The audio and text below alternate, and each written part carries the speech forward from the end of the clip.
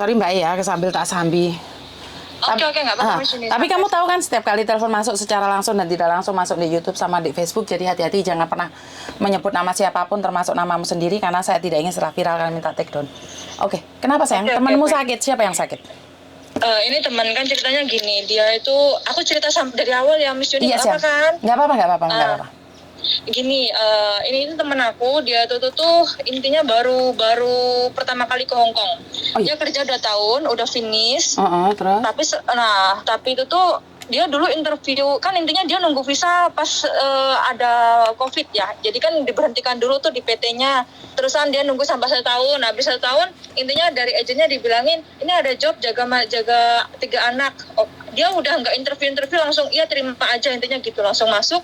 Nah datang ke sini kerja, ternyata intinya nggak sesuai dengan kerjaan. Dia tuh kerjanya disuruh nyabutin pohon, babat-babat, intinya kerjanya berat banget, pohon lebih gede dari badan dia tuh suruh nyabut, suruh nebangin pohon, ngangkatin pasir, apapun, intinya kerjanya berat. Terus makannya juga cuman dikasih mie terus selama 2 tahun di situ, dan dia tuh nggak ada omongan apa sama si bos. Nah terusan singkat ceritanya dia sakit. Itu udah dari Januari kemarin nih, 2023 Januari itu udah sakit. Sebenarnya bosnya udah tahu.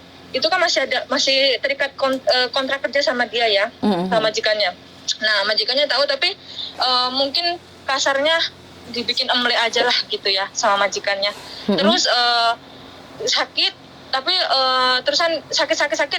Nah abis itu dia tuh Januari itu interview majikan baru karena dia udah mau finish, karena dia nggak sanggup kerja di situ lagi kan. Jadi dia interview majikan baru oke, tanda tangan oke, semua oke. Itu pas Januari tuh perutnya belum gede, intinya masih kecil. Nah mendekat ke Februari Maret ini aku ngeliat kondisinya tuh udah kayak nggak sanggup lagi mau cerita, sampai pengen nangis karena perutnya udah gede banget. Ceritanya dia berobat ke dokter, itu tulisannya tuh abdominal mass, tulisannya kayak gitu. Jadinya harus di Sages tuh suruh operasi, surgery, konsulat ya. Jadinya dokternya selalu bilang kayak gitu. Jadi kemarin Senin aku antar ke rumah sakit, dan kita masih nunggu waktu 3 minggu ceritanya. Nah sekarang anaknya tuh masih kesakitan. Nah sekarang posisinya dia kan nggak ada uang, Miss. Jadi aku tampung lah dia di rumahku, di gudang atas. Aku kan ada gudang lah di rumah bos lah, intinya rumah bosku. Aku tampung di situ karena dia nggak ada uang. Jadi aku urusin dia dulu selama dia masih sakit. Nah aku tuh bingungnya gini, terus gimana? Sedangkan visanya dia belum turun, nggak turun, intinya belum turun lah. Terusan dia mau berobat juga bingung, nggak ada yang tanggung jawab. Majikan yang lama juga udah lepas tanggung jawab kan. Nah, aku juga bingung di sini karena aku juga di sini kan bukan bos, aku juga pembantu di sini. Itu juga aku tampung dia di atas tanpa sepengetahuan majikan aku. Karena terus? Jadinya ya sebenarnya kalau majikan aku tahu pun kalau aku jelasin dia ngebolehin, cuma posisinya dia kan sakit. Aku ibaratnya aku takutnya ada apa-apa, aku nggak mau ambil risiko buat aku sendiri sama majikan aku kan. Ibaratnya kalau dia nggak sakit mungkin masih oke lah, posisinya dia sakit kayak gitu. Perutnya udah gede banget, udah kayak over dari 9 bulan gitu loh, Miss. Jadi aku tuh bingung gimana. Terusan kemarin aku tuh mau, teman-teman bilang coba cerita ke Miss Yuni gitu, siapa tahu Miss Yuni bisa ngasih solusi, dibawa kemana gitu, biar tahu, maksudnya biar ada yang tahu selain aku gitu loh, Miss, gitu. Gitu ceritanya, Miss. Aku jadi bingung, aku tuh kasihan sama dia, di sini nggak ada siapa-siapa ya. Terusan nggak ada uang juga posisi, terusan juga sakit kayak gitu. Semalam tuh udah ngeluh aja, tadi pagi kan aku kasih sarapan, terus semalam tuh tadi bilang semalam nggak bisa tidur, udah sakit-sakit aja perutnya gitu loh. Kalau diajak jalan kok udah sakit, intinya sakitnya tuh udah naik ke atas, deket payudara gitu loh, Miss. Bengkaknya. Dia sakit apa sayang? Sebenarnya dia sakit apa? Kanker kah? Nah itu kita belum bisa bilang dia sakit apa, karena dari dokternya kan awalnya dia kan udah finish kontrak nih, dianterin majikannya ke rumah sakit. Majikannya pinter dong, udah finish kontrak baru dianterin ke rumah sakit. Pas lagi sama dia nggak dianterin dong ke rumah sakit, dianterin ke rumah sakit tapi cuman dianterin depan pintu. Nah posisinya itu kan dia lagi nunggu visa pas dianterin itu dianterinnya bulan ini, Miss, tapi sebelum tanggal 16. Nah dianterinnya bulan ini, dianterinlah ke rumah sakit di depan situ, tapi rumah sakitnya nggak mau terima, katanya karena belum ada visanya gitu loh. Jadi kalau kamu mau berobat ya sebagai foreigner, intinya gitu. Kalau sebagai foreigner kan positif daftarnya katanya $1.000, nanti belum kalau nginep ini tuh. Jadinya dia nggak berani. Itu dia udah sakit banget itu pas hari itu. Nah, akhirnya dia memutuskan balik ke dia periksa ke dokter pribadi. Dokter pribadi bayarlah $300 atau $400 gitu. Terusan dari dokternya tuh langsung dikasih bilang ini udah intinya dikasih obat dulu, tapi disuruh suruh operasi, suruh masuk ke rumah sakit ini gitu. Jadi kemarin Senin aku anterin lah ke rumah sakit di sini gitu, yang rumah sakit pemerintah. Nah terusan tapi sama rumah sakit pemerintahnya masih suruh nunggu keputusan dari rumah sakitnya gitu. Oke, terus Jadi di kita rumah belum sakit tahu pemerintah sakit itu apa. bayar apa, Mbak? Bayar berapa? Itu pas kita masuk kita nggak bayar karena ada surat rujukan dari dokter pribadi itu gitu loh, Miss. Oke. Sebenarnya kalau dia sakit dan dia nunggu visa, sebenarnya itu masih perjalanan visa itu nggak perlu bayar seperti itu. Mungkin mereka ada tulisannya, kita bisa bantu. Kemarin mbaknya yang habis 82.000 kan posisinya sama kayak dia. Terus itu rujukannya sampai kapan, Dok? Ya ini makanya kita masih nunggu kan, kemarin Senin kemarin tuh baru akan ke rumah sakit. Dia bilangnya ini tunggu nanti ada surat dari rumah sakit paling telat hari Sabtu ini gitu kan.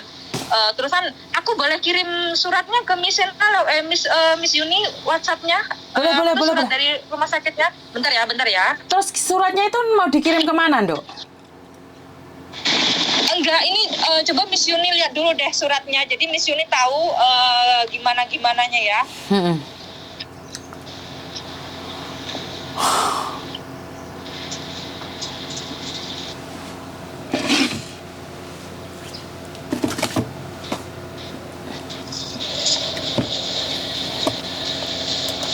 Bentar.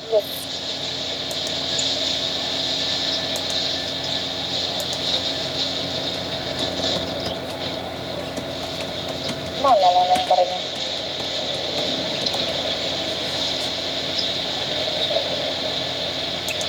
Ntar dulu Miss, kok malah kemana-mana. Ntar dulu. Tak share pribadi langsung aja ya.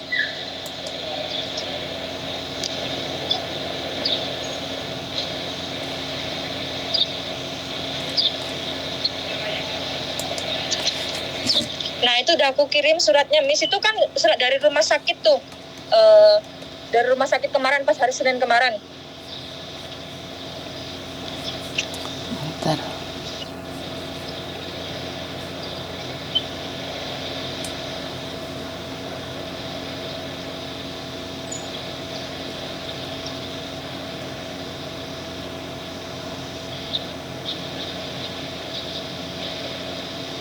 Halo Miss.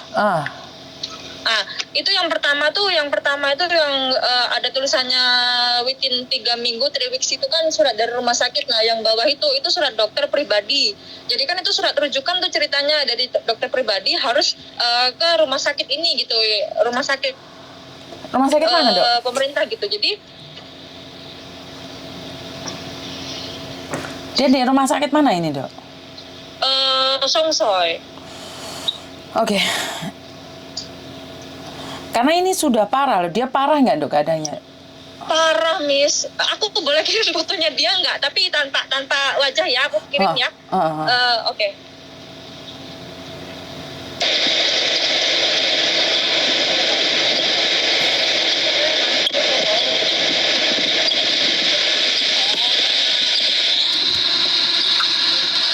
Dan nggak ada penanganan khusus ya, Mbak ya. Jadi saya kurang tahu ini seperti apa dan bagaimana.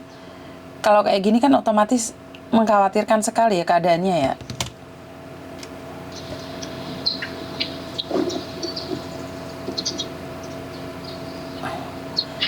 Ngeri banget ya, Mbak ya.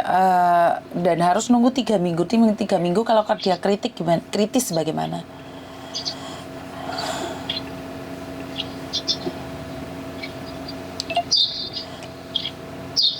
Halo, Miss. Sayang. Itu fotonya. Aku ceritanya nyolong sih kalau fotonya dia kan di gudang atas itu. Intinya aku pas lagi nemenin dia di situ malam aku foto. Yuni gitu, perutnya tuh udah, aduh kasihan banget aku ngeliatinnya Miss, ya ampun. Dia sendiri nggak nyari aku atau kamu sendiri yang nyari aku, Dok? Karena sekali lagi kalau kita bantu orang ya orangnya sendiri yang nyari kita, Mas ya. Eh, aku yang nyari sampean karena dia nggak tahu apa-apa di sini karena masih baru orang. Dia itu tuh suruh ke dokter aja awal-awalnya, dia tuh nggak bisa ngomong, nggak bisa ini. Aduh, aku jadi kan bingung kan, maksudnya suruh berobat sendiri juga nggak bisa dia gitu loh Miss, kan kasihan nggak ada yang bantuin gitu, makanya aku bantuin lah nyari ke Miss Yuni gitu. Oke, coba tanyakan sama dia dulu, Dok. Nomor tak simpen karena saya tidak ingin membantu orangnya sendiri tidak berpikir seperti apa. Karena kita tidak berani, Mas. Jadi maksudnya Miss Yuni itu biar dia kontak ke Miss Yuni, cerita gimana-gimananya, Iya. nanti biar Miss Yuni bisa ngasih solusi gitu ya? Iya, betul. Soalnya kalau aku bicara sama kamu kan orang lain, ntar aku lu gak minta Iya, bantuan benar. sama Miss Yuni, ntar udah viral Miss Yuni nih sok jadi pahlawan kesiangan kan malah ruwet, Dok. Oh, benar. Oke, ya sebenarnya kayak gitu juga baik sih Miss Yuni, soalnya dia yang tahu kondisi dia, sakitnya gimana. Kalau kan hanya ibaratnya Kamu kenal dia dari mana, Dok? dia tuh ceritanya tuh temenku. Sebenarnya dia bukan temen deket banget sama aku. Ya kita sebagai manusia namanya lihat ke dia kayak gitu ya kasihan ya. Dia tuh kerjanya bareng sama temenku satunya lagi itu temen deket banget sama aku, udah anggap seperti ibu lah intinya gitu. Nah ceritanya, ibu itu tuh minta tolong sama aku karena kan di rumah aku sini kan ada gudang yang ibaratnya bisa dipakai lah buat istirahat. Kadang kan aku kalau libur di situ nggak kemana-mana kan gitu, tiduran di situ. Makanya karena dia nggak ada uang buat ngekos, makan nggak ada, uangnya nggak ada sama sekali, jadinya ya udahlah aku suruh di situ dulu gitu. Oke.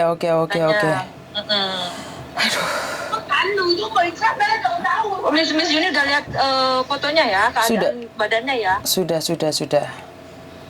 Itu kalau bahkan dia tuh nggak pernah ngapas di luar di mangkok sana tuh di judge sama orang katanya hamil ya. Udah kalau hamil tuh kan nggak kayak gitu kondisi perutnya gitu loh Miss. Ya aku belum pernah ngerasain hamil sih, cuma nggak tahu juga ya, intinya nggak tahu kalau dia hamil kan positifnya ke dokter kemarin udah dibilang positif hamil dong, tapi dokternya kan nggak bilang kayak gitu loh, dokternya juga bilangnya itu lah medical kan cari majikan baru kan harusnya medical juga. Iya, nah itu kan nggak apa-apa gitu loh, orang dia udah medikal kan itu maksudnya. Lah bayangin Januari masih kempes, Februari, Maret udah segede kayak 9 bulan kan, masa iya kalau hamil bisa secepat itu Miss gitu loh. Wah ini sangat mengerikan sekali. Ini gedenya tuh maaf ya Miss, sudah sampai di pertengahan payudara. Itu payudara kita kan ada belaannya lah tengah-tengah ya.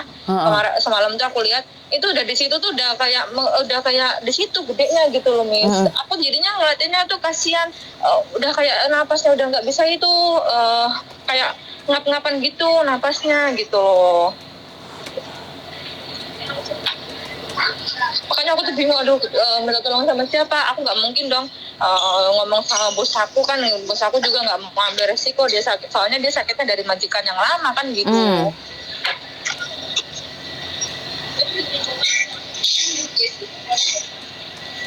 Jadi ya itu ya Miss, ya mungkin nanti aku suruh dia kontak Miss ya Miss. Iya, ngontek aku langsung aja. Nomornya dia kirimin ke aku, Dok. Soalnya banyak yang telepon, takutnya dia pas telepon aku nggak dengar jawaban itu. Oke, nanti tak kasih nomornya dia ke sampean Miss. Aduh, aku tuh tadi tuh sempat takut kalau telepon Miss Yuni diangkat nggak, soalnya nggak sendiri kan, nggak mungkin cuma aku sendiri yang nelpon. Makanya aku telepon berkali-kali, maaf ya Miss Yuni jadi mengganggu. Nggak apa-apa. Ini juga pun aku sering lihat YouTube-nya Miss Yuni kan, apakah aku kepikirannya kayak gini, apa iya ya kataku minta solusi sama Miss Yuni, kataku mungkin bisa bantu, aku bilang gitu kan. Soalnya kalau misalkan aku yang itu sendiri, beratnya aku udah nampung dia sendiri kan, takutnya namanya sakitnya udah pernah kayak gitu, kalau ada apa-apa kenanya kan di aku gitu loh Miss. Salah gitu. Kamu, Dok, soalnya aku dulu aja punya penampungan anak yang gugurin kandungan itu yang hampir busuk itu aja aku hampir kena kesalahan, aku digeledah polisi. Nah itulah. Nah itu apalagi kamu yang nggak diketahui majikan. Sebaiknya kamu sebenarnya jujur dulu, Dok. Jujur gimana? Jujur sama majikan kamu, ini tak tampung, kalau enggak tak suruh pindah gitu aja. Kamu nggak jujur itu bahaya buat kamu loh, Dok. Kamu boleh nolong orang lain, tapi bukan berarti harus menghancurkan dirimu sendiri. Ngerti? Ngerti nggak, Dok?